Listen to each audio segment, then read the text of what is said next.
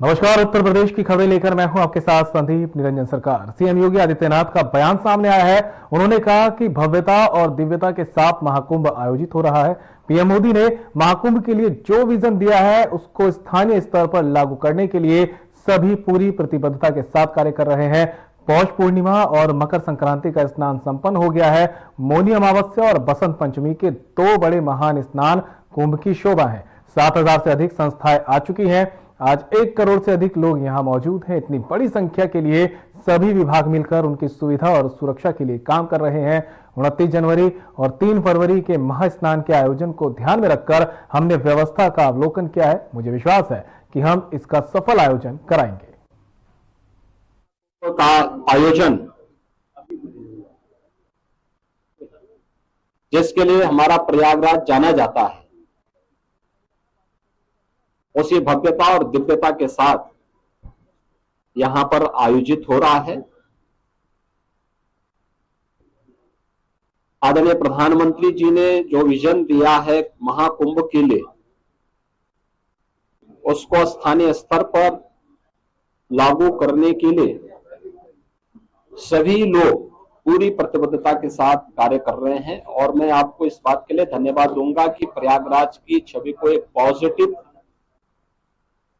तरीके से महाकुंभ के बहाने आप लोगों ने प्रस्तुत करने का कार्य किया और उसको लगातार आगे बढ़ा रहे हैं। इस दौरान हमारे सामने पौष पूर्णिमा और मकर संक्रांति के जो मुख्य स्नान थे वे संपन्न हो चुके हैं और आगामी जो स्नान है, जिसमें मौनी अमावस्या का स्नान 29 जनवरी को और बसंत पंचमी का 3 फरवरी को, ये दो बड़े महास्नान हैं जो कुंभ की शोभा है। इस महाकुंभ की शोभा है। 7,000 से अधिक संस्थाएं अब तक यहां पर आ चुकी हैं और मेरा मानना है, आज मैंने पूरे महाकुंभ एरिया का सर्वे किया है। प्रातः काल से हम लोग देख रहे हैं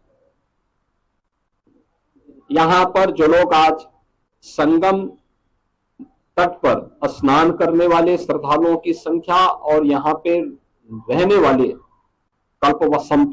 कल्पवासियों और अन्य संस्थाओं से जुड़ी हुई पूरी संख्या को अगर हम देखेंगे तो यह बढ़कर के लगभग 1 करोड़ से अधिक लोग आज के समय में यहां पर मौजूद हैं। यानी इतनी बड़ी संख्या, और उसके लिए पूरी तत्परता के साथ यहां पर सभी विभाग मिलकर के, केंद्र और राज्य सरकार के सभी विभाग मिलकर के पूरी प्रतिबद्धता के साथ लग करके उनकी सुविधा के लिए, उनकी सुरक्षा के लिए, भव्य दिव्य और डिजिटल कुंभ की परिकल्पना को साकार करने के लिए, उनकी आस्था को सम्मान देते हुए और आधुनिकता के साथ जोड़ने के लिए कार्य हो रहा है। आज इन्हीं सब मुद्दों पर बीच में यहां पर प्रदेश सरकार के वरिष्ठ अधिकारी, चीफ सेक्रेटरी, डीजीपी और अन्य अधिकारियों को भी हम लोगों ने भेजा था। आज एक बार हम लोगों ने फिर कितना कुछ और आगे बढ़े हैं। 29 और 3 फरवरी के महास्नान के आयोजन को ध्यान में रख करके पूरी व्यवस्था का हम लोगों ने अवलोकन किया है और मुझे पूरा विश्वास है कि भगवान प्रयागराज और मां गंगा की कृपा से हम लोग यहां पर इन दोनों स्नानों को भी सकुशल संपन्न करने में सफल होंगे। महाकुंभ में आदरणीय प्रधानमंत्री जी का, आदरणीय राष्ट्रपति जी का, आदरणीय उपराष्ट्रपति जी का कार्यक्रम भी प्रस्तावित है। बहुत शीघ्र उन तिथियों को केंद्रीय गृह मंत्री जी आदरणीय अमित शाह जी का भी कार्यक्रम प्रस्तावित है। अन्य महानुभावों के भी कार्यक्रम यहां पर लगातार चल रहे हैं। पूर्व राष्ट्रपति आदरणीय रामनाथ कोविंद जी इस समय महाकुंभ के आयोजन के साथ जुड़े हुए हैं। तमाम राज्यों के माननीय राज्यपालगण, माननीय मुख्यमंत्रीगण लगातार यहां आ रहे हैं। हमारे उच्चतम न्यायालय और उच्च न्यायालयों के माननीय न्यायमूर्तिगण भी और विभिन्न राज्यों से जुड़े हुए माननीय जनप्रतिनिधिगण भी लगातार यहाँ पर आकर के स्नान में भाग ले रहे हैं। लाखों की संख्या में संतों, कल्पवासियों की उपस्थिति वर्तमान में प्रयागराज में है। बड़ा भव्य और दिव्य आयोजन हो रहा है, अनेक धार्मिक अनुष्ठान हो रहे हैं और प्रयागराज की महिमा जिन कार्यों के लिए जानी जा रही है, मां गंगा, मां यमुना और मां सरस्वती की इस त्रिवेणी में वह सब कुछ आज यहां पर देखने को मिल रहा है। चाहे देशी हो या विदेशी, जो कोई भी संगम में स्नान कर रहा है अभिभूत होकर के जा रहा है। मुझे यानी मकर संक्रांति और पौष पूर्णिमा के दिन ये सौभाग्य हमें नहीं मिला कि हम लोग स्नान कर सके, लेकिन क्योंकि हम लोगों ने अपने आप को ही प्रतिबंधित कर रखा था कि कोई भी यहां पर नहीं जाएगा। केवल सामान्य संतों श्रद्धालुओं के लिए वो सुविधा थी। लेकिन जो भी आया उन्होंने आपके माध्यम से जो बातें कही, और खासतौर पर संतों और श्रद्धालुओं की उनकी आस्था को हम जान सकते थे। तमाम विदेशी भी इस अवसर पर संगम में स्नान करके बड़े अभिभूत थे। कल मेरे पास यूरोप से जुड़े हुए कुछ श्रद्धालु आए, कुछ लोग आए, कुछ पर्यटक आए थे और प्रयागराज की महिमा का गान किस भाव के साथ कर रहे थे। आज आपने कुछ चैनल में उसको देखा भी होगा, किस प्रकार, क्या श्रद्धा का भाव था। देखिए, वे हिंदी नहीं जानते, संस्कृत नहीं जानते, लेकिन हिंदी की चौपाई को, हिंदी की यानी संस्कृत की मंत्रों को, अवधि की चौपाइयों को और सनातन धर्म से जुड़े हुए। प्रयागराज में लगे महाकुंभ मेला क्षेत्र में अचानक भीषण आग लग गई, जिसमें करीब 200 शिविर जलकर खाक हो गए। जिसके बाद मुख्यमंत्री योगी आदित्यनाथ महाकुंभ मेला में पहुंचे और स्थिति का उन्होंने पहुंचकर वहां पर जायजा लिया है। हालांकि तुरंत आग पर काबू पा लिया गया और किसी के हताहत होने की खबर इस दौरान सामने नहीं आई।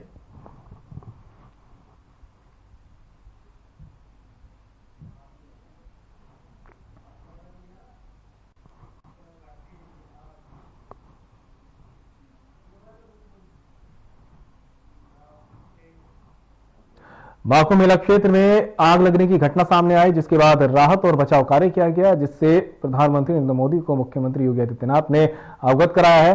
बता दें कि प्रधानमंत्री नरेंद्र मोदी ने मुख्यमंत्री योगी आदित्यनाथ से महाकुंभ मेला क्षेत्र में आग लगने की घटना की पूरी जानकारी ली। मुख्यमंत्री ने उन्हें सारे तथ्यों से अवगत कराया। सीएम योगी ने बताया कि कुशल फायर ब्रिगेड और एनडीआरएफ, एसडीआरएफ की टीम ने समय रहते आग पर काबू पाया और किसी प्रकार की जनहानि नहीं हुई है।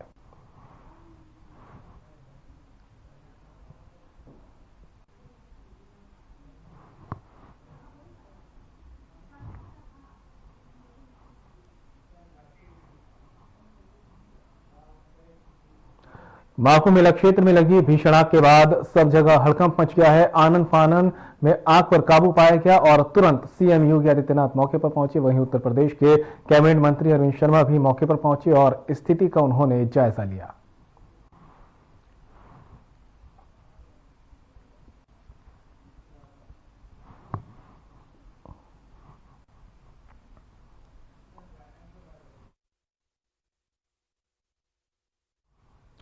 महाकुंभ पर चौंकाने वाला खुलासा सामने आया है। वहां मौजूद लोगों ने बताया कि आग लगने के 3 से 4 मिनट में ही प्रशासन वहां पहुंच गया और केवल 10 मिनट में ही आग पर काबू पाया गया।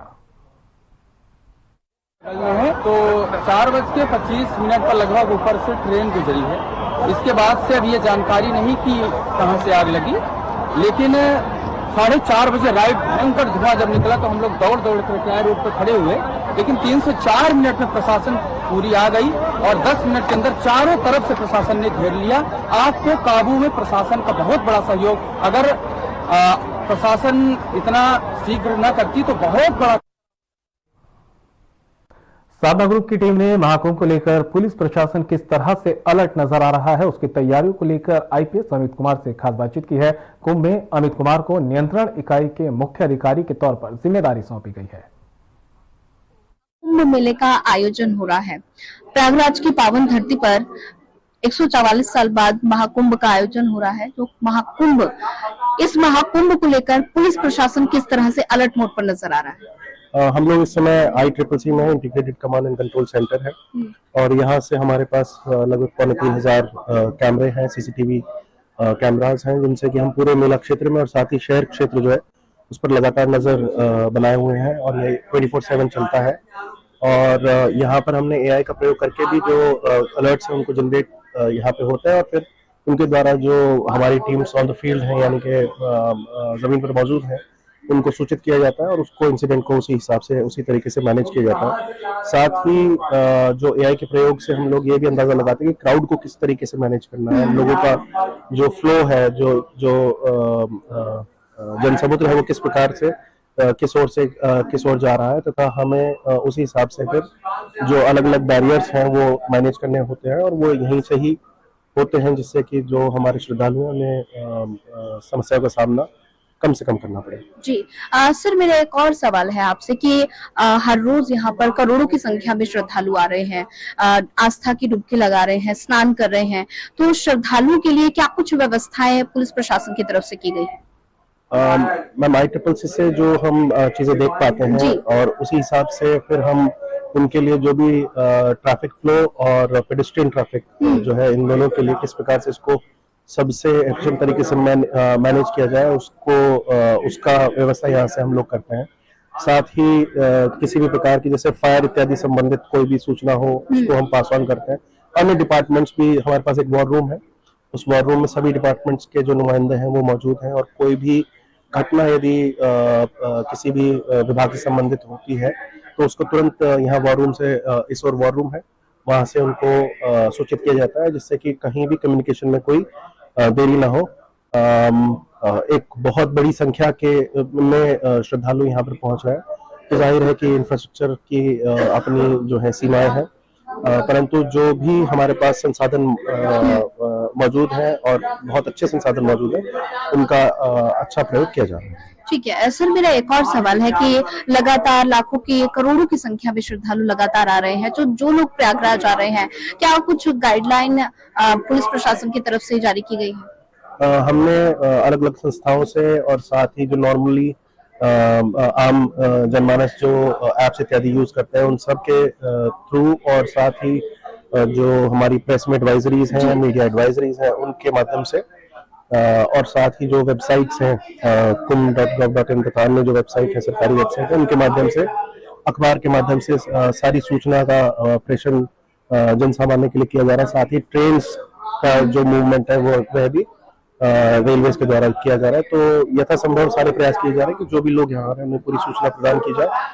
और उसी हिसाब से वो लोग यहाँ पर पहुंचे तथा अपने श्रद्धा की डुबकी लगाएं। भारत के सत्य, सनातन और हिंदू धर्म के सबसे बड़े पर्व महाकुंभ 2025 का आगाज हो चुका है। संगम नगरी में देश विदेश के ख्याति प्राप्त संतों और भारत की प्रसिद्ध सनातनी परंपरा के अखाड़ों का जमावड़ा लग चुका है। साधना ग्रुप और भारत ब्रॉडकास्टिंग लिमिटेड ने महाकुंभ के महात्म्य से दुनिया को परिचित कराने के लिए नई दिल्ली की रशियन कल्चर सेंटर में शानदार आयोजन किया है। महाकुंभ के इतिहास, परंपरा और संस्कृतियों से परिचय कराने के लिए साधना ग्रुप और वाइब्रेंट ब्रॉडकास्टिंग लिमिटेड ने रशियन कल्चरल सेंटर में कार्यक्रम आयोजित किया।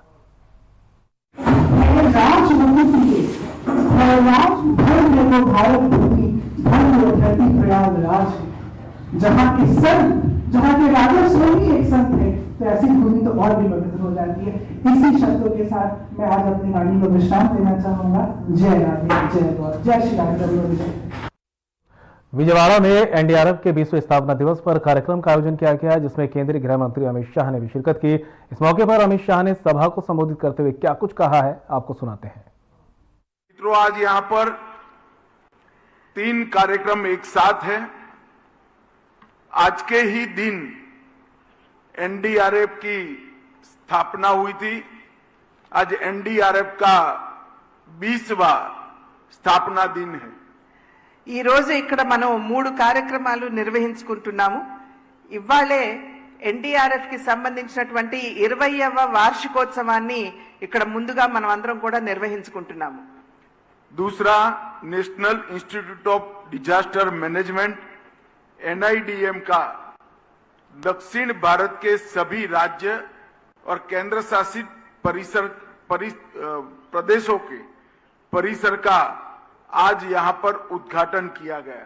అదే విధంగా national institute of disaster management NIDM కి సంబంధించినటువంటి అంటే దక్షిణ భారతదేశంలో ఉన్నటువంటి రాష్ట్రాలు వాటితో పాటుగా యూనియన్ టెరిటరీస్ ఉన్నటువంటి వాటికి సంబంధించినటువంటి NIDM ని ఇవాళ ఇక్కడ మనం ప్రారంభం చేసుకుంటున్నాం.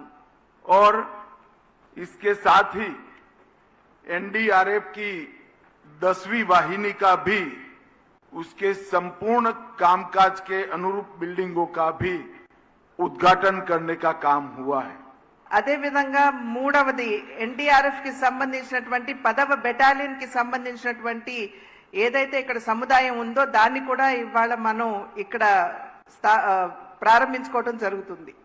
सबसे पहले मैं चुनाव के बाद पहली बार सार्वजनिक कार्यक्रम में आया हूं, तब आंध्र प्रदेश की जनता को श्री नरेंद्र मोदी और N. चंद्रबाबू नायडू के नेतृत्व में विधानसभा और लोकसभा दोनों में प्रचंड बहुमत से जिताने के लिए आप सभी का धन्यवाद करता हूं. ముందుగా ఎన్నికలు అయిన వెనువెంటనే మొట్టమొదటిసారిగా నేను ఈ రాష్ట్రానికి వస్తున్నటువంటి సందర్భంలో ప్రధాని నరేంద్ర మోడీ గారు అదేవిధంగా రాష్ట్ర ముఖ్యమంత్రి వర్యులు చంద్రబాబు నాయుడు గారి నేతృత్వంలో మనం ఎన్నికలకు వెళ్ళినప్పుడు మీరందరూ అనూహ్యమైనటువంటి విజయాన్ని అందించినందుకు మీ అందరికీ కూడా పేరు పేరున నా ధన్యవాదాలు తెలియజేస్తున్నాను. मित्रों, ईश्वर ने भेजी हुई आपदा होती है, डिजास्टर ईश्वर जब भेजता है तो NDRF काम में आता है, और मैन मेड डिजास्टर जब होता है तब NDA काम में आता है. ఎప్పుడైనా సరే ప్రకృతికి సంబంధించినటువంటి ప్రమాదం వాటిల్లినప్పుడు NDRF ముందొచ్చి వారి సేవలను అందిస్తారు. కానీ మనుషుల మాధ్యమంగా వచ్చినటువంటి ప్రమాదాలు ఏవైతే ఉంటాయో వాటిని ఆదుకోవడానికి NDA ముందుకు వస్తుందని చెప్పి మీకు తెలియజేస్తున్నాను. 2014 से 19 5 साल अपार संभावनाओं वाले राज्य आंध्र प्रदेश की जिस प्रकार से दुर्गति हुई वो मैन मेड डिजास्टर था. 2019 సంవత్సరం నుండి 5 సంవత్సరాల పాటు ఏదైతే అమితమైనటువంటి సామర్థ్యం ఉన్నటువంటి ఆంధ్ర రాష్ట్రాన్ని ఏ విధంగా ధ్వంసం చేశారో మనందరికీ తెలియనటువంటి విషయం కాదు. అది మనుషుల చేత వచ్చినటువంటి ప్రమాదంగా మనం అందరం కూడా గమనించాలి.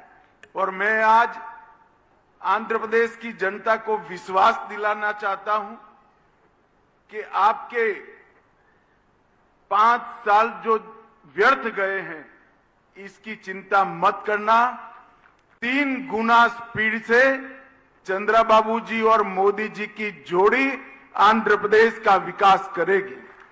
ఈ రోజు మనం గడిచిన 5 సంవత్సరాల కాలం ఏదైతే మనం కోల్పోయామో, అన్ని అవసరాలు ఉన్నా కూడా మనం కోల్పోయామో, దాని గురించి మీరెవరూ చింతించవలసినటువంటి అవసరం లేదు.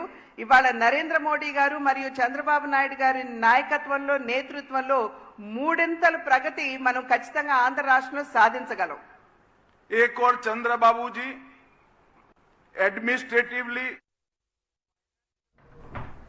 प्रयागराज में दुनिया के सबसे बड़े धार्मिक समागम महाकुंभ 2025 में भाग लेने के लिए श्रद्धालुओं का त्रिवेणी संगम पर पहुंचना जारी है. महाकुंभ के 7वें दिन भी संगम पर श्रद्धालुओं का जमावड़ा देखने को मिला. अब तक महाकुंभ 2025 में 7 करोड़ से अधिक श्रद्धालु भाग ले चुके हैं. सूत्रों की माने तो 8 या 9 फरवरी को पीएम मोदी प्रयागराज कुंभ आ सकते हैं. पीएम भी संगम में स्नान करेंगे. सीएम योगी ने उन्हें न्योता दिया है. दूसरे अमृत स्नान से पहले सीएम योगी आज प्रयागराज जाने वाले हैं. वहीं प्रयागराज महाकुंभ में साधना ग्रुप की टीम भी पहुंची. टीम ने महाकुंभ के चप्पे चप्पे का जायजा लिया और लोगों से महाकुंभ की विशेषताओं के बारे में जानकारी ली. और हमारे प्रदेश सरकार ने बहुत ही अच्छी व्यवस्था की हुई है जिससे करोड़ों श्रद्धालु. अच्छा, आप इंतजाम से बहुत खुश हैं? हाँ, पूर्णतः संतुष्ट.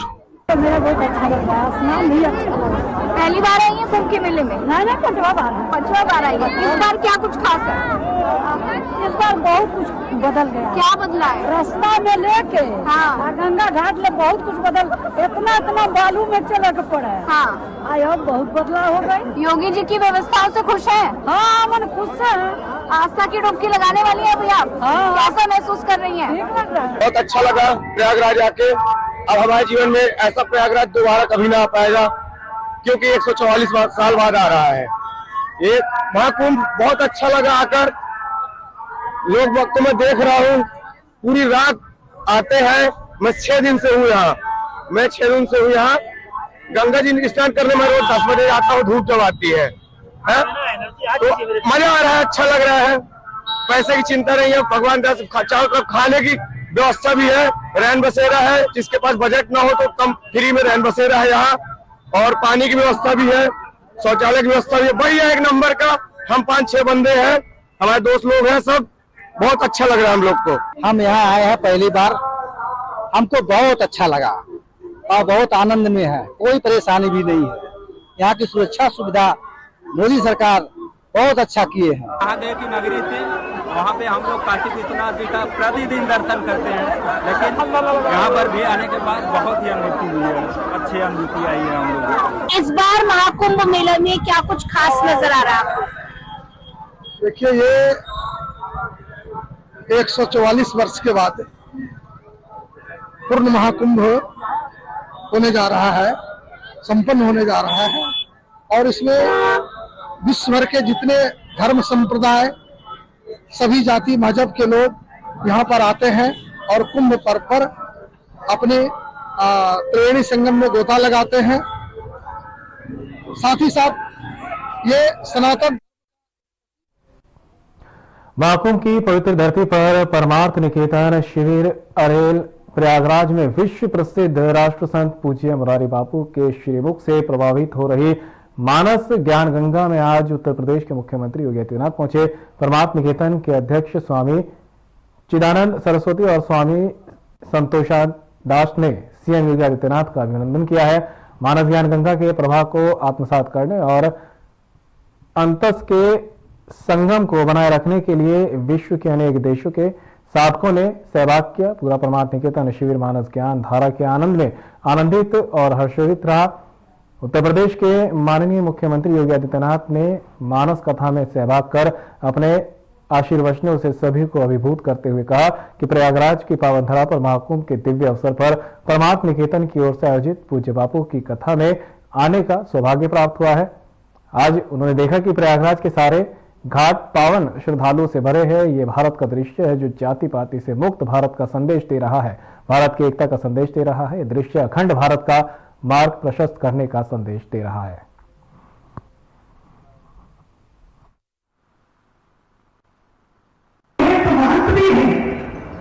और लेकिन जब वो केवल देश ही नहीं राष्ट्र को दिशा दे रहे होते हैं तो उस समय सच मानिए वे परम संत भी हैं।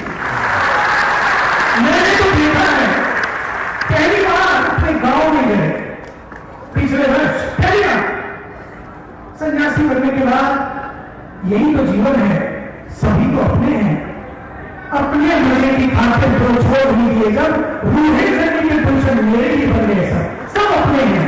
इस भाव की जिम्मेदारी आदमी होती थी और उन्होंने आपको आश्चर्य होगा, अपने गांव में जब गए इतने वर्षों बाद पहली बार, वो भी इसलिए नहीं कि अपने लिए, अपने गुरुदेव की मूर्ति स्थापना स्कूल में होली थी अपनी जगह को, और वहां पर